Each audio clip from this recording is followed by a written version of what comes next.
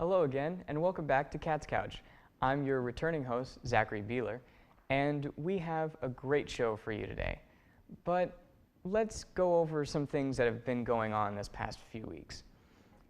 In Raleigh last Tuesday, March 14th, lawmakers heard from women all across the state to talk about important equality issues such as the gender pay gap, protecting voting rights, expanding Medicaid, and repealing House Bill 2. This was brought about Tuesday actually being Women's Advocacy Day.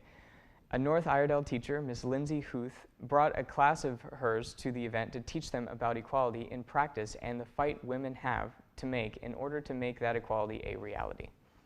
In other news, the executive director of the National Balloon Rally Charities, Rob Collier, is resigning from his position effective March 29th of this year. When asked about why, Collier revealed that he didn't feel that the direction the event was going was what it should be. He wants to make it clear, though, the event itself, he absolutely believes in the good it does for the community and wishes them the best of luck as they continue their endeavors without him. On March 8th, I don't know how we missed this, 2 school districts actually closed due to the Day Without Women marches on National Women's Day. The marches were to demonstrate equality, justice, and human rights for all women and gender-oppressed people.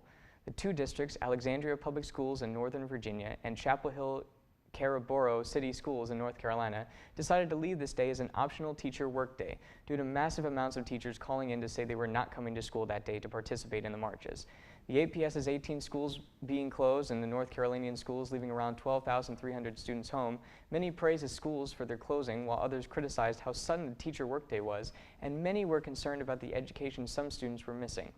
The administration did not want to make any political statements with this, so they came out with a statement making it clear that they made this decision out of necessity, as over 300 staff members were going to be gone from the schools themselves. In more local news, Lake Norman High School is putting on their Lake Norman Run to Honor 5K and 1/2 mile fun run on April 1st. Both are runs to open for anyone to join, and all proceeds are going to the American Cancer Society through Relay to Life. Not only that, but South Iredell High School has announced they're having their first annual FFA Alumni Rodeo.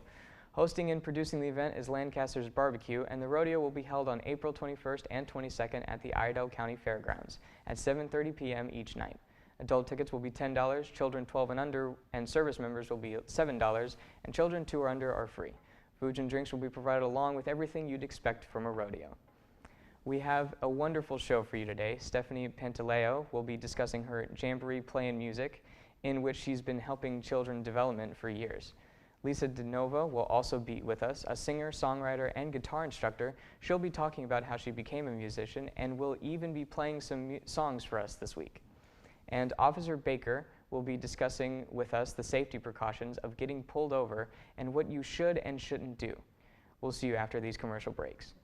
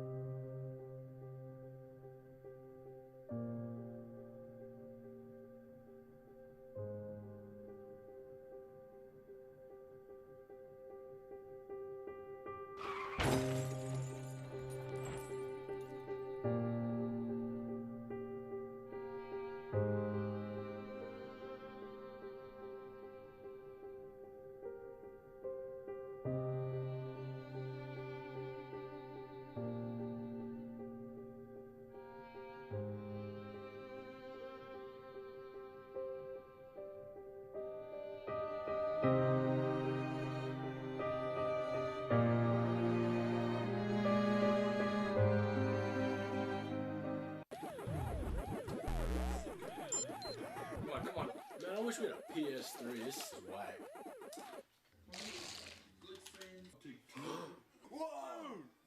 What is... It's a Doritos! Dude!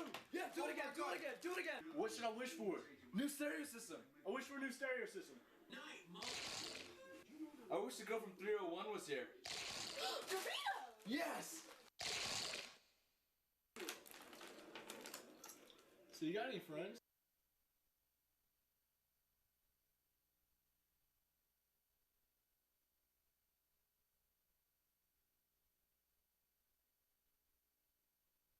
We have a wonderful guest, Stephanie Polomera. Now, or am I saying that right? Pantaleo. Pantaleo, thank you. So tell us exactly, what do you do? So I work at Gymboree playing music. It is an adult-child participation type of setting that allows the children to develop socially, emotionally, physically, still being with an adult that they're safe and that they feel safe with and trust. And then also the interaction between the actual adult and child. So it's kind of the best of both worlds that they're able to interact. So how long have you been with Gymboree? I've actually just celebrated my 5th anniversary there. Oh, wow. Yes, I've been there for 5 years. So how long has the Gymboree actually been around? Sure. So Gymboree Playing Music is actually celebrating its 41st anniversary this year. That's correct. We just celebrated our 40th anniversary last year. Unfortunately, many people don't know that it even exists or that it's been around that long. So yeah, that's really surprising, considering like how long it's actually been around. Absolutely. So Gymboree Playing Music, the corporation has been doing something right for the past 40 years. So it's a really awesome program for them. So what kind of age groups do you usually see in Jamborees? Are they usually younger, or are they sometimes older? Like, what's the sort of range? Right. So actually, we can take them as early as birth. And we do go up to age 5. Age 5 is our cutoff because most children start kindergarten around then. Mostly we see them coming in around like the 9-month mark. And that's when most children are starting to get a little bit more mobile. And that's when it gets harder to entertain them at home. Right. So that's why, that's usually when we see them. But we've had them early as 6 weeks.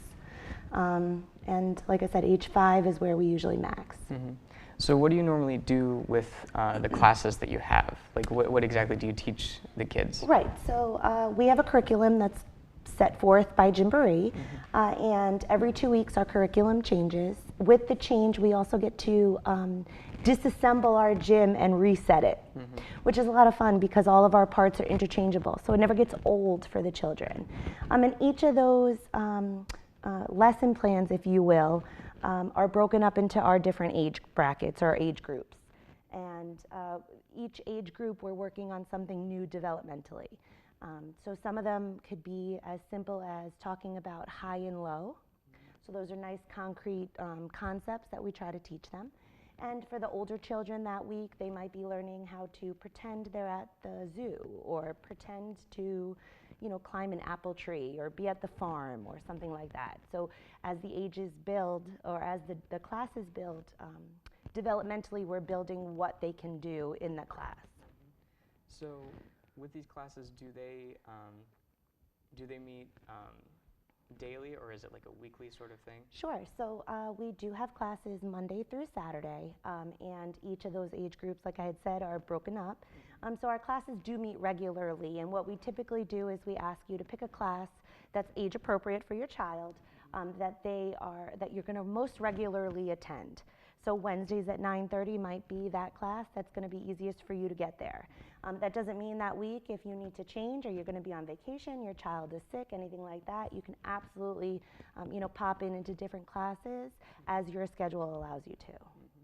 Well, thank you so much for being here. We'll see you after these commercial breaks. Thank you so much. You're so welcome. It was a pleasure meeting you.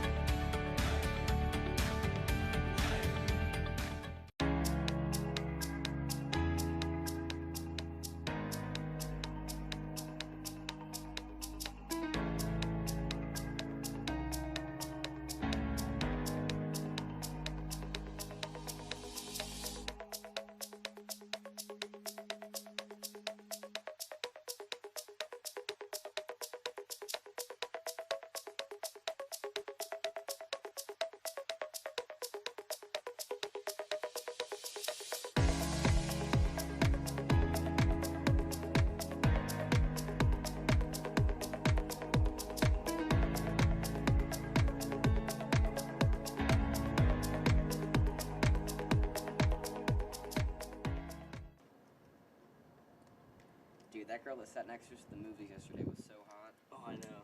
You went to the movies? Without me? Did you go see the Avengers? You did? Here, Joey, chill, eat this. Why? You get all whiny when you're hungry. Better? Better. You're not you when you're hungry. Snickers satisfies.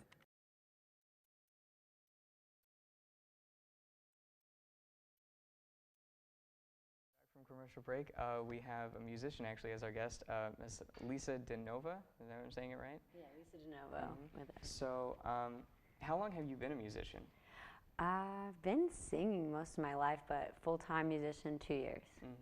And so, how exactly did you start to become like a musician? Like, was there an interest? Did you like see somebody and they were like, and you were like, I wanted to do that? Like, I always had like these melodies in my head when I was younger, and I just like needed to like write them down and make songs. But I always admired people like Mariah Carey and Christina Aguilera, and then other artists like Stacey Rico and Adavita, and I always wanted to like be like them. I'm like, they're so cool. They're dancing around their music videos. Like, this is so awesome. So would you say like the kind of style that you sing is sort of close to theirs, or do you have like sort of your own style that you? I feel like it's like a mix of all the artists that I like, and then my own thing too.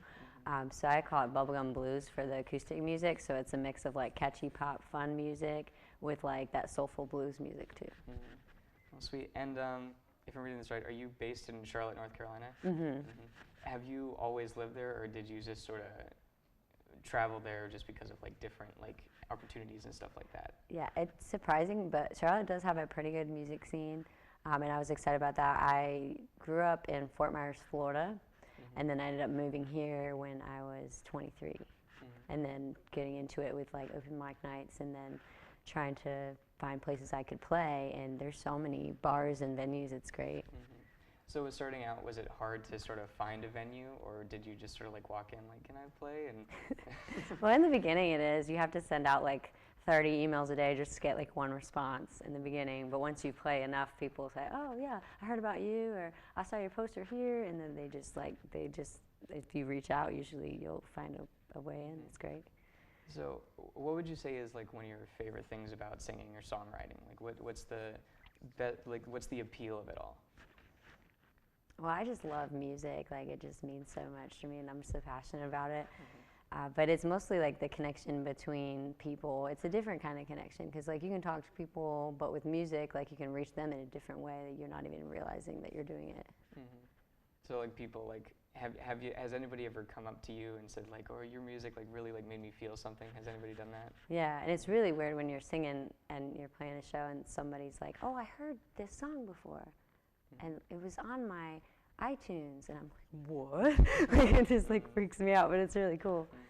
So we're almost running out of time here, but what is there a way that people can sort of contact you and like, because this is sort of like a promotion, so like what exactly do you want people, like how to find you and stuff Well, like if that? somebody wants to book me, they can actually email me at lisadenovo@gmail.com, or you can go on my website too, so you can see like a bunch of my music, where I play and all that. That's www.lisadenovo.com.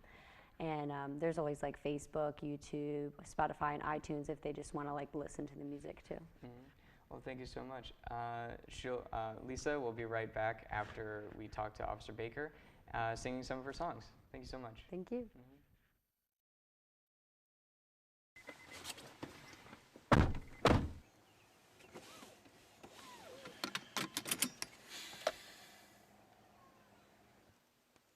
Dude, what are you looking at? More than half of people who die in car wrecks aren't wearing their seatbelt.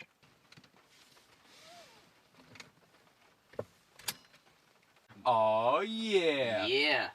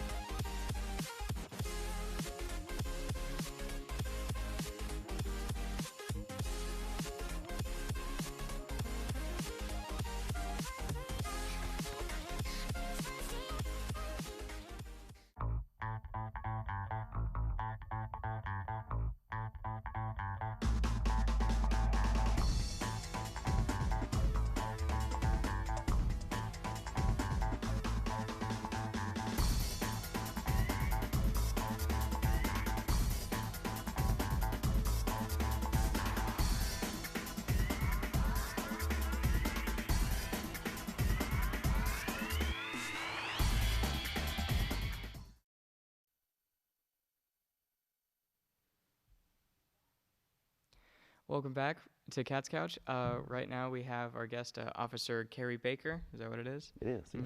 So, from what I understand, you're going to be teaching us about driving etiquette, especially when you get pulled over from a police officer? Yeah. The thing that leads to a lot of conflicts between police and general citizens is a lot of times citizens, especially teenagers, don't know how to react when they are being pulled over by a police officer. Because sometimes they don't realize they've done anything wrong, such as your license plate being expired.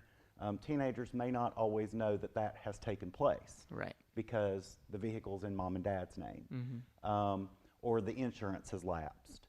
These are things that teenagers aren't going to have a full understanding of, much less be educated about, and know that this has happened, your tag's expired, you could get pulled over by a police officer. Right.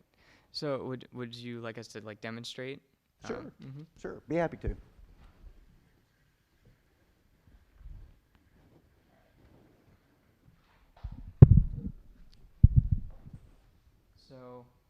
So if I'm driving, what would be the proper etiquette for, like, if I'm pulling over and there's like a police officer behind me, like what exactly should I do? When the officer initiates his emergency equipment, such as his siren or his lights, to indicate to you that you need to pull over, the number one thing is acknowledge the officer. If you, let's say it's dark, or you're in an unsafe area, you feel, or you're not quite sure that this is a real police officer. It may not be an officer that's in full uniform. We have detectives that wear regular street clothes that can pull you over. If you're not sure, turn on your flashers. Acknowledge the officer.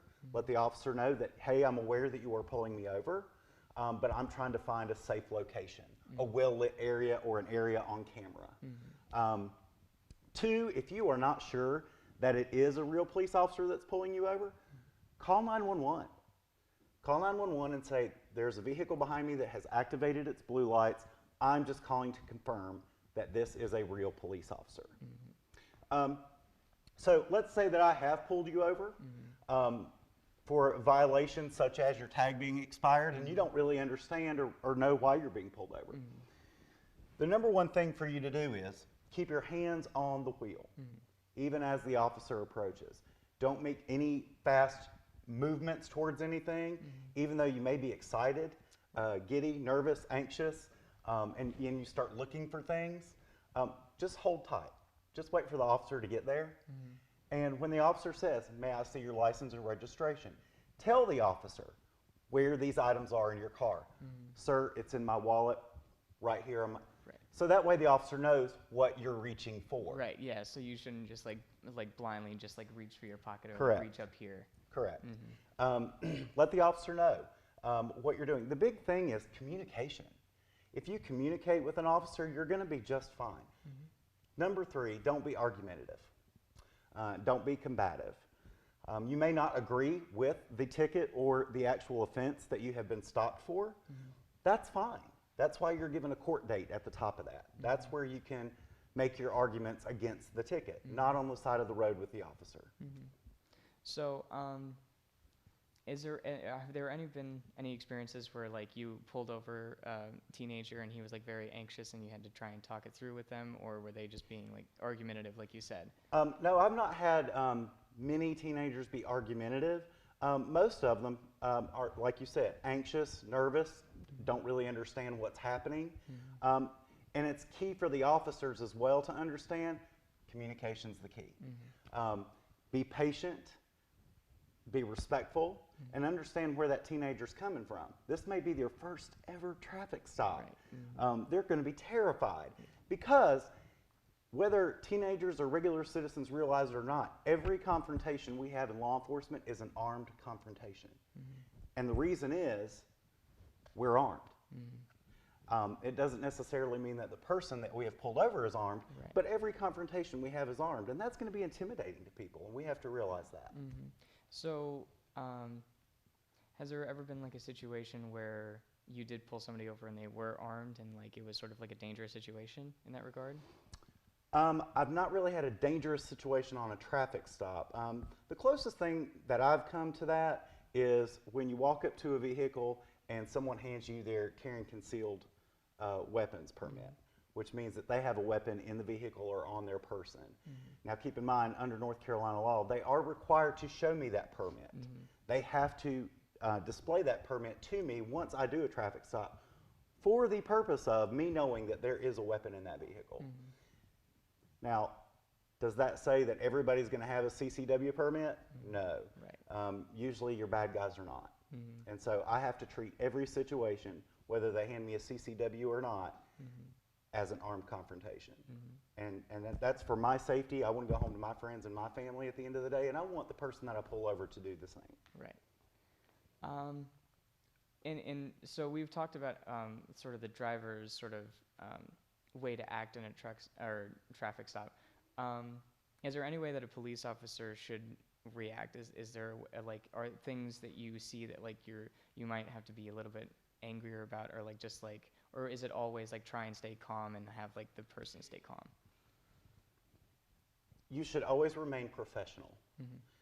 Be professional, be respectful, and I've found that even when someone is combative or argumentative with me, the calmer I stay, the more polite that I remain and the more professional I remain, the better the interaction goes. So my message to fellow officers would be, keep a cool head even though you're having a bad day, and remember you're the professional. Well, thank you so much for being here. Up next we have Lisa, who's going to be performing a song for us. Thank you so very much. Thank you.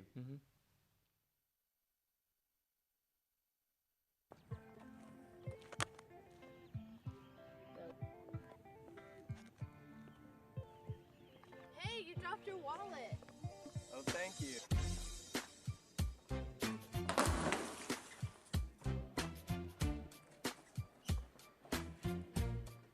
Are you okay? Yeah, thank you so much. Thank you so much. No problem. Kindness, pass it on.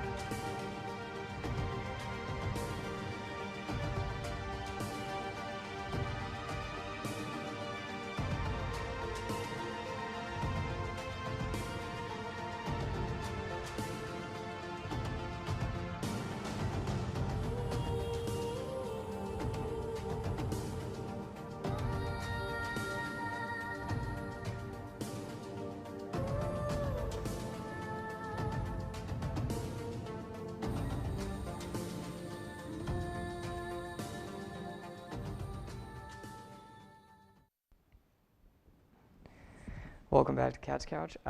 Lisa will be performing a song for us. What will you be performing for us today? The song is called Monkey See, Monkey Do. All right, take it away.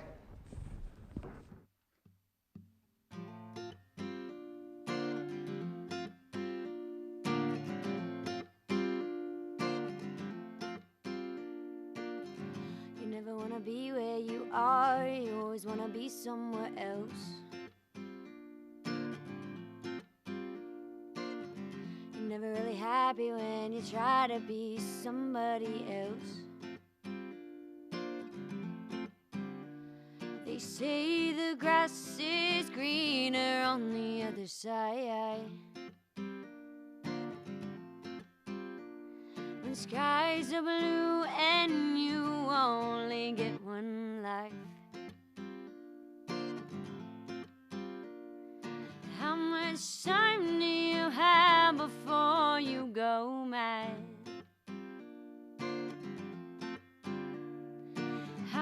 much time do you have before you go mad?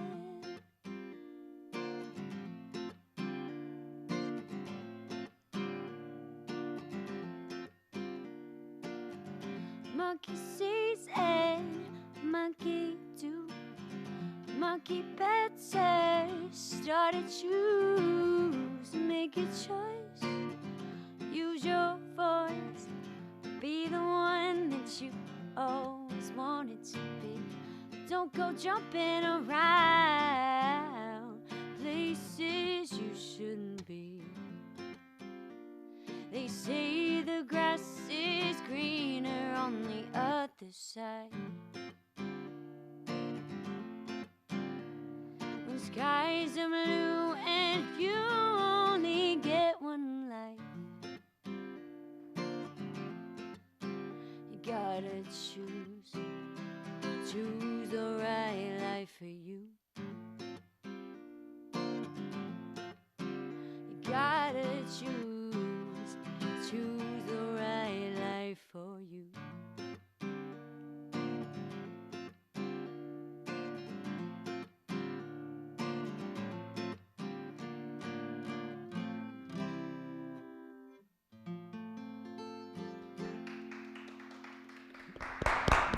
That was awesome. Thank you. Well, thank you for watching us today. We had Officer Baker teach us about the right way to be pulled over. We had Stephanie talking about Gymboree. And we also had Lisa talk about herself and play some wonderful music. Thank you so much. And thank you for watching. This has been Catch Couch.